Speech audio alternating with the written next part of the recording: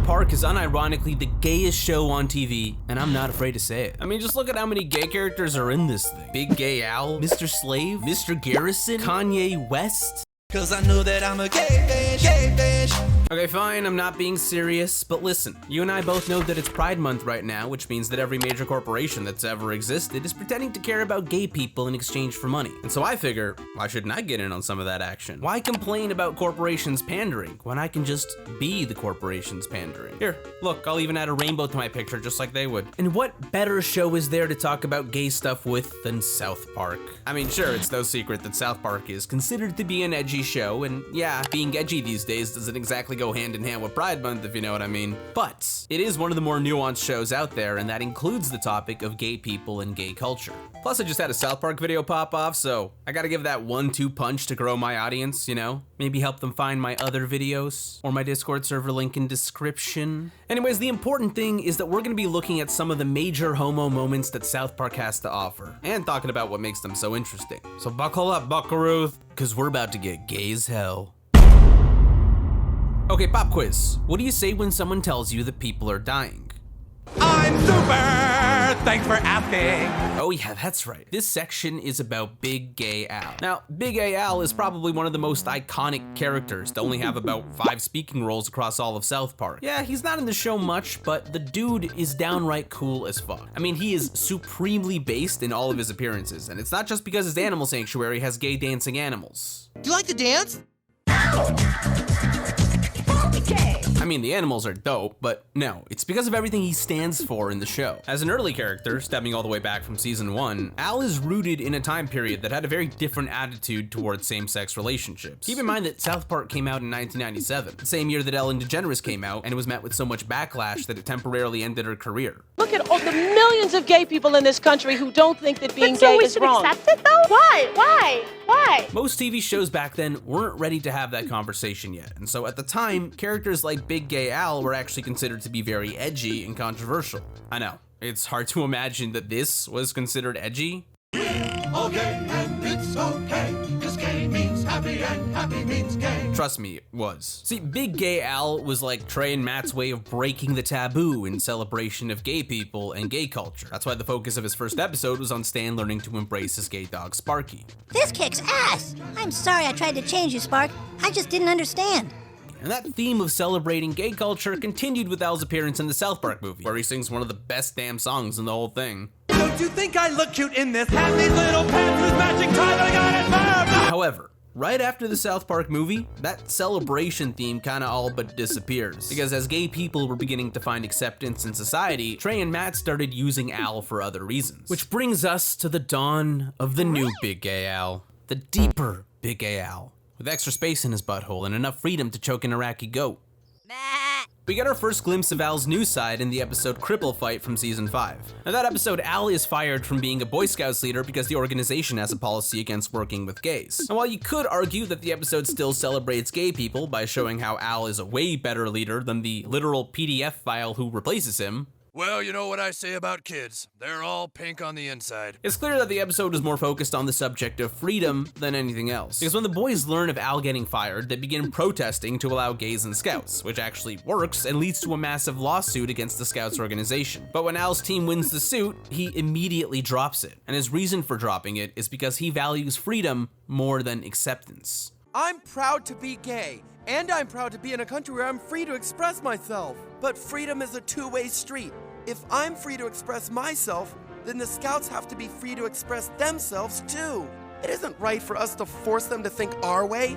It's up to us to persuade and help them see the light, not extort them to. Now, obviously, this is a pretty controversial take for a South Park episode because it's basically saying that private corporations should have the right to discriminate against people for being gay, which is a pretty nutty take to have these days. But I think that if you look into his speech a little deeper, there's an idealism in there that's actually worth striving for. Because Al's belief that people should have the freedom to express themselves would actually work perfectly fine in a world where our society has enough empathy to collectively stand against discrimination. In other words, if people valued acceptance enough the corporations couldn't get away with it, then we wouldn't have to force it through anti-discrimination laws. It would just be the natural consequence of our freedom. And I think that's a nice idea to strive for. I mean, personally, I don't believe we live in that world today, so so I'd still prefer the anti-discrimination laws, but I also think that Al might be the most Omega-based character in the entire show for dropping that lawsuit. Or to put it in simple terms, he's a level 10 yacht skibbity libertarian the Aki way. Because I also like freedom. And so the fact that Al believes in it so much that he's willing to hurt himself in the process, well gosh darn it, I just think that's swell. But his based ways don't even end there. They continue all the way into the season 13 episode, The F Word. Yeah, you know which one I'm talking about. The one where a bunch of Harley Davidson riders piss off the town so much that the dictionary ends up changing the meaning of the word to mean Harley riders. All right, look, you're driving in your car, okay? And you're waiting to make a left at a traffic signal. The light turns yellow, should be your turn to go, but the traffic coming at you just keeps coming. And even when the light turns red, a guy in a BMW runs the red light so you can't make your left turn. What goes through your mind? This is making insanely good sense to me. It's a great episode, and another great moment for Al, because instead of holding on to the word as a homophobic slur, which you might expect the gay community to do, Al is actually the one who leads the other gay men of South Park to stand alongside the boys in their fight to redefine the meaning of the word We must acknowledge that the words and are never going to disappear. They are simply too much fun for everyone to say. But we must realize that we are no longer the most hated people on the planet, and help the children change the meaning of the word. Now, do I like that because it justifies saying the word Yeah, pretty much. It's a fun word to say, like he said. Unless it's being used in an actual homophobic way. That I wouldn't support. But it's also just cool because even though he may seem like a stereotype on the surface, he actually represents a side of the gay community that is less often seen, which gives him a level of nuance that you just wouldn't get in most shows. And I think that's pretty cool. Look, I'm just gonna be honest here. I tried to think of a great opening joke for this section that was just offensive enough to go over well with most people, but that's a tall ask when the topic is gayness. Because let's face it, this isn't 1997 anymore. People don't lose TV shows for being gay, they get them. And as a society, it's clear that we kind of feel bad for the whole discrimination thing from earlier, and so now we're overcompensating. Like, really overcompensating. In fact, today we love to celebrate gay people so much that South Park doesn't have to do it for us anymore. And so instead of preaching acceptance through underdog characters like Big Gay Al, they use Tweek and Craig to make fun of us for caring so much. Hey, it's Craig's dad, everybody. Take their first episode as a couple, for example. After the Japanese decided that Tweek and Craig are now gay together, the whole town fell in love with the idea of them. They were buying the yaoi, cheering for the parents, and just in general admiring the fact that their town had gay kids. Wow, our town has only had a Whole Foods for 3 weeks and we already have our first gay kids. So cool. Honestly, my personal favorite bit from this episode is how everyone just keeps giving them money.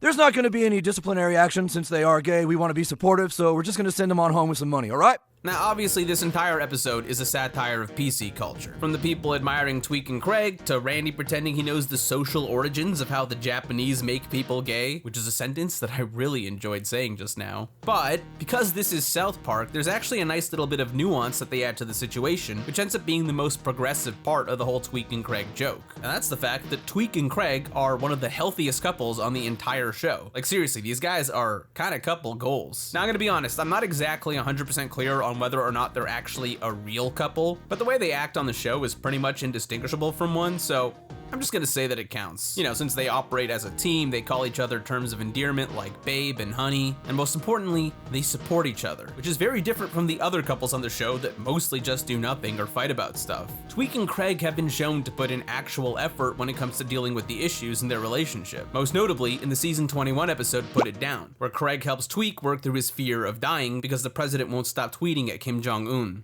Tweek, what's going on? What do you mean, what's going on? The same shit's been going on! Nothing's gotten any better? Oh my god, how does that make you feel?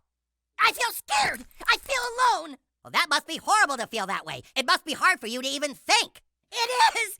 It's terrible! I bet it's terrible. What else are you feeling? I mean, goddamn, dude, Craig makes such a great boyfriend. We should all be learning from Craig. Now, my favorite thing about this is that through Tweek and Craig, they're simultaneously making fun of PC people who are progressive in a dumb and annoying way, while still being actually progressive by portraying the gay kids as a realistic, healthy couple. And they don't portray them as a typical gay couple, they just portray them as a couple, and that's it. Truly, it's the South Park formula at its finest. Apt social commentary that shits on both sides, and a realistic gay couple that Kathleen Kennedy could never write in her wildest dreams. Put a chick in it, make her gay! You know what's worse than people overcompensating and pretending to care about gay people? people pretending to be gay. Yeah, that's right. It's a real epidemic out here. Yeah, okay, fine, it's not really a thing that happens, but I needed to find some kind of transition for this next bit, because let's be real here, I can't do a gay South Park video without talking about the episode, South Park is Gay. That'd be like doing a competitive Smash Bros video and not talking about statutory. Now, unlike Tweak and Craig, this episode dates back to 2004, which is when TV networks were going through their first big wave of gay acceptance. From shows like Will and Grace to Queer Eye, suddenly gay personalities were all the rage on TV. And in the world of South Park, that meant that all the men started acting super gay because it was the cool thing to do. Yeah, like I said, there's absolutely no way that this is a real issue, but work with me here, there is something worth mentioning about this episode. And that's pretty much just how ahead of its time it was for introducing the topic of cultural appropriation. I used to feel like an outsider, a totally different person who stood out in this town. Now every straight guy is acting gayer than me. Oh, Jesus Christ. Now, I don't know about you, but the term cultural appropriation wasn't exactly on my radar until the mid-2010s when the whole woke thing started. Yet I immediately knew what it meant because of this episode. And sure, personally, I don't really care about cultural appropriation for the most part. I think people should be allowed to dress and act however they want within reason. But still, I can't deny that I find it pretty damn impressive that Trey and Matt were so socially aware of this topic all the way back in 2004. Because seriously, who the hell was talking about cultural appropriation back then? Plus, it gave us one of my all-time favorite chef bits. Black people always used to say, I'm in the house, instead of I'm here. But then white people all started to say in the house, so we switched it to in the his house. Then in the hizzle, which we had to change to hizzle for zizzle. And now because white people say hizzle for zizzle, we have to say flippity floppity floop. That's it. I know exactly what to do. Come on, Mr. Slave, let's get back to our flippity floppity floop. Oh no! Damn it, don't call it that! As for the rest of this episode, honestly, I don't think it serves up much in terms of commentary, at least not that would be relevant to this video, so I don't really know what else to say about it, other than the obvious praise it deserves for giving us crab people. Yes, I am a pro-crab supremacist, just gonna make that statement now, but social commentary aside, this was one gay-ass episode. Come on, fellas! Many years ago, a wise man once said, Mr. Garrison is a sick queer, and I doubt anyone would contest that, especially since even Garrison himself agrees. He is a sick queer. Yeah! But as we've seen over the run of this show, Mr. Garrison is more than just a sick queer. He's a really sick queer that hates everyone, especially the Mexicans. Are there any suggestions how we might help? How about we get rid of all the Mexicans? Mr. Garrison, every Christmas you suggest we get rid of all the Mexicans, and every Christmas we tell you no. Rats. See, there's a lot to say about Mr. Garrison. He's probably the only character outside of Cartman that can be described as an evil, manipulative, deranged, narcissistic psychopath. But to do a proper deep dive on him would require a whole video unto itself. And I'm not gonna do that right now. I'm gonna do it later, possibly the next few months or so, we'll see. But for today, and for the sake of this video, I'm just gonna focus on the gay parts of Mr. Garrison and how that relates to his overall character. Because he's pretty damn gay. Now, Mr. Garrison is interesting because he's basically the opposite of your stereotypical gay character. He's racist, xenophobic, homophobic, gynophobic. You could just make up a new thing and he's probably that too. And he's pretty much been that way since the very beginning of the show. All the way back to when he was still closeted and expressing his gay side through Mr. Hat. Sometimes Mr. Hat liked to pretend he was in a sauna with Brett Favre and a bottle of Thousand Island dressing. That I did not need to know. Now, the idea of a self-hating gay character is nothing new. In fact, it's a stereotype of its own that's been in tons of shit for decades. But what makes Garrison different is that he doesn't seem to change his views at all after he comes out. For example, in season 4, after he finds success for writing his book, The Valley of Penises, and wins award for the best homoerotic novel, he storms off into the mountains out of refusal to accept his sexuality, because he can't stand the idea of people thinking he's gay. And you'd think that this means his homophobia was just a projection of his inability to accept himself. But when he finally comes out, nothing about his character really changes. Sure, the homophobia is dropped, and it does lead to the introduction of Mr. Slave, who is easily the funniest gay character on the entire show. Hey, there's that queer kid! Let's tackle him! Hey, yeah, tackle the queer kid! Yeah. Let's show you! Queer leg! Yeah, get him, come on! But every other hateful part of Mr. Garrison is still there even after he comes out. He doesn't really have any change of heart about his views outside of the one way it affects him directly. And I think the reason for that is simple. Mr. Garrison was never acting hateful as a coping mechanism, he was just doing it because he's a hateful He hates everyone that's different from him, which means he'd probably still be homophobic if he wasn't gay. Actually, now that I think about it, that's exactly what he does when he transitions into a woman. get some queers and some trucks and have us a good old-fashioned drag. But what makes Garrison an even more unique character is that he's willing to abandon his values at pretty much any given moment for the right opportunities. Like in the episode Go God Go, where he goes from being a staunch defender of creationism to pushing evolution because Richard Dawkins thought he was hot for some reason. You're right. It's so simple. God is a spaghetti monster. Oh, thank you. Jeez, my eyes are open. Hey, everyone, I'm an atheist. If Big Gay Al is the most principled gay character in the show, then Mr. Garrison is the exact opposite. He is a fluid vehicle for hate that has the ability to change his priorities on a dime, whether that be his politics, his religious views, or even his own sexuality, like in the season 11 episode D Yikes, where he suddenly becomes a lesbian. Oh, scissor me timbers. I think that's a terrible episode, by the way. I don't know if that's a hot take, but the scissoring joke is pretty funny. Now, I don't really know what to conclude about Garrison, given how all over the place his character can be, but I do know one thing. He sure is gay. In fact, technically, Mr. Garrison is the gayest character in the whole show because he's been gay as both a man and a woman, which means that there is no gay icon truer than Mr. Garrison. Yeah, that's the conclusion of this section. Garrison is the supreme gay. Down, they're down, they're down, they're down, they're down, they're down, they're down. Now you may be wondering, how is Slush gonna tie this all together? What is the common thread of this video? And if you've been watching carefully, then you already know. I mean, sure, all the characters I've talked about are gay or are in gay relationships, but that's not the thread. If you look a little closer, you'll see the hidden imagery that links everything I've talked about today into one secret message. Think about it. What colors do the characters I've talked about today wear? Big Gay Al, purple. Craig, blue. Mr. Garrison, green. Tweek's hair, yellow. Do you see where I'm going with this? You've been staring at the answer this whole time. Purple, blue, green, yellow. But what happens if you take those colors away? All you're left with is orange and red. And what from South Park reminds you of orange and red? That's right, it's Kenny and Cartman, the secret new couple that Trey Parker and Matt Stone are gonna reveal in the next special this July.